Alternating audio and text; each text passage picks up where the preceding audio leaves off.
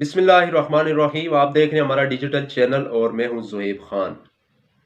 आज दो तीन आम और बड़ी खबरों पर हम बात करेंगे जिनकी हाइलाइट्स मैं आपके सामने रखता चलूं। इस्लामाबाद हाई कोर्ट की आज एक काज लिस्ट सामने आई है और जिस बात का खदशा था बिल आखिर वो खदशा दुरुस्त साबित हुआ है। सीनियर सहाफ़ी हामिद मीर साहब ने उस पर बड़ा दिलचस्प तबसरा किया। इसकी तफसीलात भी हम आगे चलकर आपको बताएंगे। इसके बाद एक और इलेक्शन से जुड़ी खबर, इस्लामाबाद के एक सीनियर सहाफ़ी ने खबर दी है कि कुछ ताकतवर हलके और मुक़्तदर हलके आम इंतखाबात को डिले करने के लिए क्या तरीक़ाकार अपना रहे हैं, इसकी भी हम आपको डिटेल बताएंगे। प्रोग्राम के आखिर में आपको बताएंगे कि लाहौर में चंद रोज़ कबल होने वाले कार इंसिडेंट जिसमें कि 5-6 अफराद की जान चली गई थी, उसके आफ्टर शॉक्स अभी जारी हैं। आज इंतहाई अफसोसनाक पेशरफ्त हुई है उसमें, उसकी भी आपको तफसीलात बताएंगे। सबसे पहले इस्लामाबाद हाई कोर्ट के बारे में बात करेंगे। कल हमने प्रोग्राम में डिस्कस किया था कि इस्लामाबाद हाई कोर्ट के अंदर दो ताकतवर साबिक फौजी शख्सियात यानी जनरल कमर जावेद बाजवा और जनरल फैज़ हमीद के खिलाफ इंदराज मुकदमा की दरख्वास्त बाकायदा मंजूर कर ली गई है। लेकिन आज जो काज लिस्ट जारी की गई है इस्लामाबाद हाई कोर्ट की कि अगले हफ्ते जो केसेस लगने हैं, उस काज लिस्ट में आज हैरान कुन तौर पर, हैरत अंगेज तौर पर उस केस को उस लिस्ट में से निकाल दिया गया है। इस्लामाबाद हाई कोर्ट की काज लिस्ट से जनरल फैज़ हमीद और जनरल कमर जावेद बाजवा का नाम निकाल दिया गया है। तो ये कोई इस मुल्क में कोई नई बात तो हम कह नहीं सकते, क्योंकि पाकिस्तान जो है इसके अंदर ना तो कभी किसी जर्नेल का एहतसाब हुआ है, ना तो किसी आमर का एहतसाब हुआ है। अगर हम माजी में चले जाएं तो हमें देखना पड़ेगा कि जनरल परवेज़ मुशर्रफ के ऊपर भी इसी सुप्रीम कोर्ट के अंदर एक मुकदमा दायर किया था उस वक़्त की सिविल हुकूमत ने।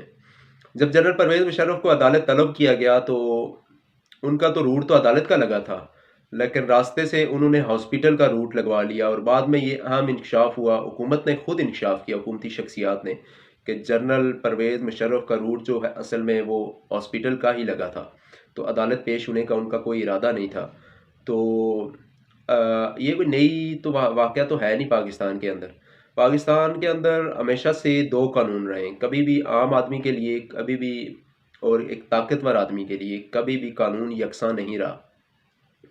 इस बात की मिसाल हम कल के प्रोग्राम में हम डिस्कस कर रहे थे कि फ़ौज के अंदर जो एक अकाउंटेबिलिटी का प्रोसेस शुरू हुआ है, तो एक उम्मीद ज़ाहिर की जा रही थी कि इदारा जो है इन मामलात से अब अपने आप को डिस्टेंस करेगा, अपने आप को फासले पे रखेगा। लेकिन आज जो डेवलपमेंट हुई है इससे यही लगता है कि इदारे के अंदर भी शख्सियात ये नहीं चाहती कि उनके जो साबिक अफसरान हैं, उनके जो चहीते हैं, उनको किसी भी तौर पर किसी भी सिविल अदालत में पेश होना पड़े और उनको ट्रायल का सामना करना पड़े।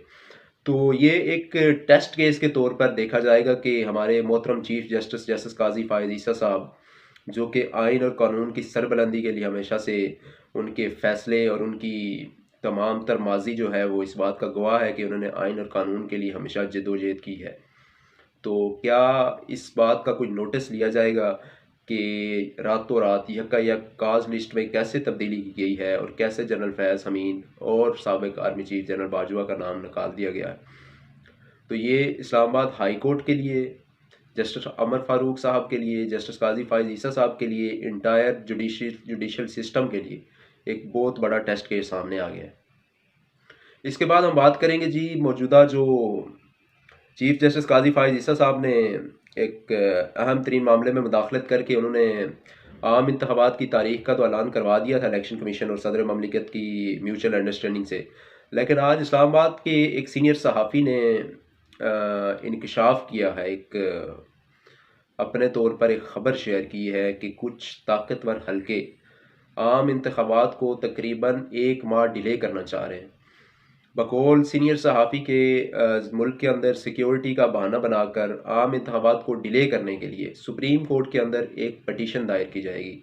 तो आने वाले वक्त में देखना ये होगा कि क्या ये पटिशन किसकी जानब से दायर की जाएगी। काजी फ़ायज़ ईसा साहब का इस पर क्या रद्दअमल होगा, क्योंकि काजी फ़ायज़ ईसा साहब ने बड़ा कैटेगोरिकली कहा हुआ कि मीडिया के अंदर इंतखाबात से मुतल्लिक अगर कोई मायूसी फैलाता है तो उसके खिलाफ कार्रवाई की जाए। उन्होंने बिल्कुल पाबंदी लगाई है कि इलेक्शन के मुतालिक कोई भी डिसइंफॉर्मेशन, कोई भी मायूसी कतई न फैलाई जाए। تو اس کا مطلب یہ ہے کہ اگر اسلام آباد ہائی کورٹ میں کوئی درخواست دائر کی جاتی ہے یا سپریم کورٹ آف پاکستان میں کوئی درخواست دائر کی جاتی ہے، کوئی پٹیشن دائر کی جاتی ہے، تو یقیناً اس پہ قاضی فائز عیسیٰ صاحب کا رد عمل قابل دید ہوگا۔ حامد میر صاحب نے جو آج تبصرہ فرمایا جی اس خبر پر، جو خبر شائع کی گئی جی کاز لسٹ سے نکال دیا گیا نام، اور جو جنرل فیض اور جنرل باجوہ کے احتساب کی باتیں کر رہے تھے، تو حامد میر صاحب نے کہا کہ سیاستدان جو ہے ہمیشہ آپس میں لڑتے رہیں گے، صحافیوں کو مار پڑتی رہے گی، لیکن ادارہ کبھی بھی اپنے سابق شہیدوں کا احتساب نہیں ہونے دے گا۔ تو یہ بڑا معنی خیز حامد میر صاحب کا ٹویٹ تھا، اور یہ بڑی افسوسناک بات ہے کہ اس ملک کے اندر نہ تو احتساب کا کوئی میکانزم موجود ہے، نہ طاقتور شخصیات، چاہے وہ جتنی بڑی شخصیت ہو، چاہے وہ جتنا بھی کرپٹ ہو، نہ اس کی احتساب کا کوئی باقاعدہ میکانزم بنایا گیا ہے۔ تو ہماری جو ریکویسٹ ہوگی قاضی فائز عیسیٰ صاحب سے کہ آپ اس کیس کو ٹیک اپ کریں، اور یہ جو جس طرح سے کاز لسٹ سے پراسرار طور پر جو نام نکالا گیا ہے اس کا آپ نوٹس لیں۔ پروگرام کے آخر میں ہم بات کریں گے جی لاہور میں چند روز پہلے ایک کار حادثہ پیش آیا تھا، جس میں ایک ایلیٹ طبقے سے تعلق رکھنے والے ایک نوجوان نے، جو کہ تقریباً نشے کی حالت میں جو ہے وہ گاڑی ڈرائیو کر رہا تھا، تو جس نے ایک گاڑی کو ٹکر ماری اور 5-6 لوگوں کی موقع پر ڈیتھ ہوئی تھی۔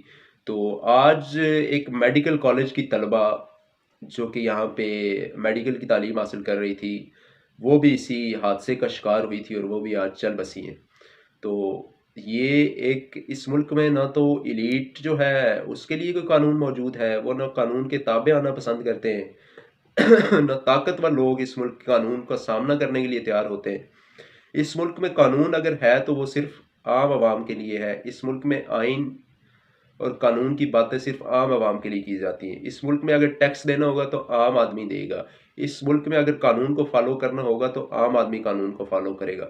کوئی طاقتور، کوئی جج، کوئی جرنیل، کوئی بیوروکریٹ اس ملک کے قانون کے تابع آنے کے لیے اپنے آپ کو پیش نہیں کرتا۔ تو یہ اس ملک کے لیے ایک بہت بڑا المیہ ہے۔ اللہ کرے کہ آنے والے وقت میں اس ملک میں حقیقی معنوں میں آئین اور قانون کی سربلندی ہو سکے۔